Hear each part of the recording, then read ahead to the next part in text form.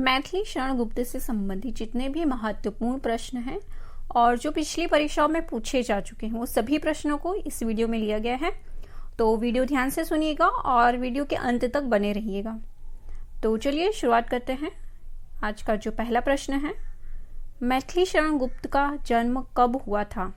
ठीक है, option A, B, सी और डी। तो सही उत्तर यहाँ पे आएगा ऑप्शन ए, 1886 ईस्वी में। ठीक है, मैथिली शरण गुप्त का जन्म कब हुआ था? 1886 ईस्वी में। आगे, मैथिली शरण गुप्त की प्रथम कविता है भारत भारती, साकेत, जय भारत, हेमंत। तो सही उत्तर यहाँ पे आएगा, उनकी मैथिली शरण गुप्त की जो प्रथम कविता है वो है हेमंत। यहाँ पे ऑप्शन डी जो है वो सही होगा। कौन सी है प्रथम कविता? हेमंत, याद रखिएगा। प्रश्न नंबर 3, मैथिली शरण गुप्त का प्रथम काव्य संग्रह है रंग में भंग, बी यशोधरा, सी पंचवटी या फिर डी जयद्रथ वध। तो सही उत्तर यहाँ पे आएगा, मैथिली शरण गुप्त जी का प्रथम काव्य संग्रह पूछा गया है, याद रखिएगा।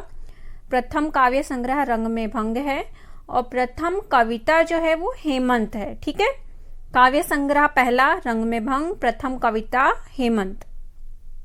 अगला प्रश्न, हिंदी साहित्य में रामचरितमानस के बाद राम काव्य का दूसरा स्तंभ किस रचना को माना जाता है?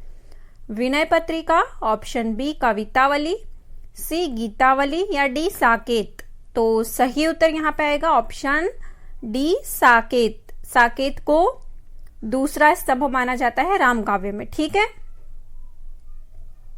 प्रश्न नंबर 5, साकेत को जनवादी काव्य किसने कहा?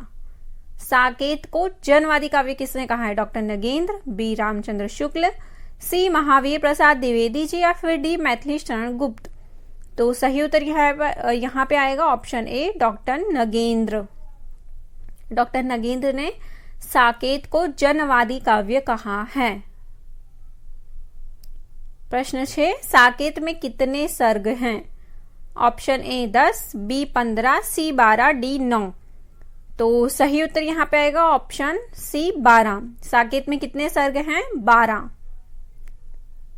प्रश्न 7, गुप्त जी को सामंजस्यवादी कवि किसने कहा है? क्या पूछा गया है? गुप्त जी को सामंजस्यवादी कवि किसने कहा है?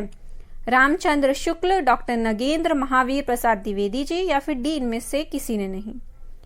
तो सही उत्तर यहाँ पे आएगा, गुप्त जी को सामंजस्यवादी कवि जो है वो रामचंद्र शुक्ल ने कहा है। ठीक है, अब देखिए याद रखिएगा, यहाँ पे साकेत को जनवादी कवि किसने कहा है? डॉक्टर नगेंद्र ने। और गुप्त जी को, मतलब मैथिली शरण गुप्त को सामंजस्यवादी कवि किसने कहा है? रामचंद्र शुक्ल ने। आगे, भारत भारती लिखने पर मैथिली शरण गुप्त को राष्ट्र कवि की उपाधि किसने दी? रामचंद्र शुक्ल ने, महावीर प्रसाद द्विवेदी ने, डॉक्टर नगेंद्र ने या फिर महात्मा गांधी ने। तो सही उत्तर यहाँ आएगा, महात्मा गांधी जी ने राष्ट्र कवि की उपाधि दी है। किसको? मैथिली शरण गुप्त को। किस रचना पर दी है? भारत भारती। अगर प्रश्न ये पूछा जाए कि किस रचना पर उन्हें राष्ट्र कवि की उपाधि दी गई, तो भारत भारती। किसने दी ये उपाधि? तो महात्मा गांधी। या फिर पूछा जाए राष्ट्र कवि का उपनाम या उपाधि किसे दी गई है, तो मैथिली शरण गुप्त को। ठीक है, याद रखिएगा। प्रश्न 9, भारत भारती का प्रकाशन किस वर्ष हुआ? ऑप्शन ए, बी, सी या डी। तो सही उत्तर यहाँ आएगा ऑप्शन ए, 1912 ईस्वी। भारत भारती का प्रकाशन कब हुआ? 1912 में। चिरगांव झांसी किस कवि का जन्म स्थान है? झांसी किस कवि का जन्म स्थान है? राम नरेश त्रिपाठी, मैथिली शरण गुप्त, बालकृष्ण शर्मा नवीन, राम कुमार वर्मा। तो सही उत्तर है मैथिली शरण गुप्त। भारत भारती में किस भावना की रूपरेखा प्रस्तुत है? दैन्य भावना, राष्ट्रीय भावना, प्रेम भावना, भक्ति भावना। तो सही उत्तर यहाँ आएगा भारत भारती में राष्ट्रीय भावना। ठीक है, किसान के रचनाकार हैं मैथिली शरण गुप्त, निराला, हरिऔध, प्रसाद। तो सही उत्तर यहाँ आएगा किसान के रचनाकार मैथिली शरण गुप्त जी हैं। रंग में भंग नामक काव्य कृति के रचयिता हैं भिखारी दास, मल्लुक दास, मैथिली शरण गुप्त, तुलसीदास। तो सही उत्तर आएगा रंग में भंग नामक काव्य कृति के रचयिता मैथिली शरण गुप्त जी हैं। निम्न में से कौन सी रचना मैथिली शरण गुप्त की नहीं है? क्या पूछा गया है? नहीं है। तो इसका मतलब यहाँ पे 3 सही है, मतलब 3 उनके हैं और 1 उनका नहीं है। पंचवटी, रेणुका, यशोधरा, साकेत।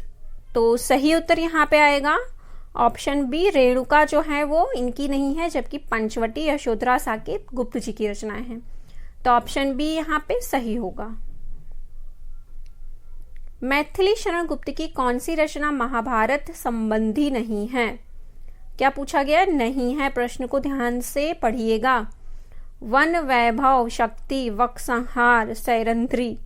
तो सही उत्तर यहाँ पे आएगा ऑप्शन बी, शक्ति जो है ये महाभारत से संबंधित नहीं है। या फिर अच्छा, प्रश्न ऐसे भी पूछा जा सकता है कि महाभारत से संबंधित रचना है। तो अगर उसमें वन, वैभव, वक्संहार, सैरंध्री कोई ऑप्शन दिया हो तो आप उत्तर वो सही करेंगे। तो वन, वैभव, वक्संहार, सैरंध्री ये तीनों जो है ये महाभारत से संबंधित है, जबकि शक्ति जो है ये महाभारत से संबंधित नहीं है, इसलिए ऑप्शन बी यहां सही होगा। प्रश्न 16, मैथिली शरण गुप्त द्वारा रचित जयद्रथ वध क्या है? महाकाव्य, प्रबंध काव्य, खंड काव्य या फिर इनमें से कोई नहीं? तो सही उत्तर यहाँ आएगा खंड काव्य। ठीक है, जयद्रथ वध क्या है? एक खंड काव्य है। साकेत महाकाव्य का सर्वाधिक मार्मिक सर्ग है। क्या पूछा गया? सर्वाधिक मार्मिक सर्ग, षष्ठ, सप्तम, अष्टम या फिर नवम? तो सही उत्तर आएगा नवम सर्ग जो है साकेत का वो सबसे मार्मिक सर्ग है, याद रखना। साकेत की कथा का मुख्य संबंध किसके चरित्र विकास से जुड़ा है? राम और सीता के, लक्ष्मण और उर्मिला के, भरत और मांडवी के, लक्ष्मण और सीता के? तो सही उत्तर यहाँ आएगा लक्ष्मण और उर्मिला के। ठीक है, किसके चरित्र विकास से जुड़ा है साकेत की कथा? तो लक्ष्मण और उर्मिला के। साकेत की रचना का मुख्य उद्देश्य क्या था? राम कथा का चित्रण, देश प्रेमी, रहस्य का वर्णन, उर्मिला को महत्व देना। तो उर्मिला को महत्व देना ये साकेत की रचना का मुख्य उद्देश्य था। मैथिली शरण गुप्त ने इतिहास के उपेक्षित नारी पात्र को निम्न पुस्तक में प्रतिष्ठित किया। भारत भारती, रंग में भंग, द्वापर या फिर साकेत? तो सही उत्तर यहाँ आएगा ऑप्शन डी, साकेत में उन्होंने उपेक्षित नारी पात्र का प्रतिष्ठित किया है। ठीक है। प्रश्न 21, द्विवेदी युग के संपूर्णतः प्रतिनिधि कवि हैं?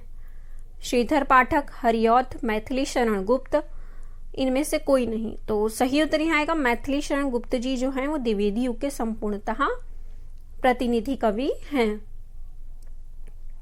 हम कौन थे, क्या हो गए हैं और क्या होंगे अभी, आओ विचारे आज मिलकर ये समस्याएं सभी, किस कवि की पंक्तियां हैं? श्याम नारायण पांडे, मैथिली शरण गुप्त, माखनलाल चतुर्वेदी या फिर दिनकर?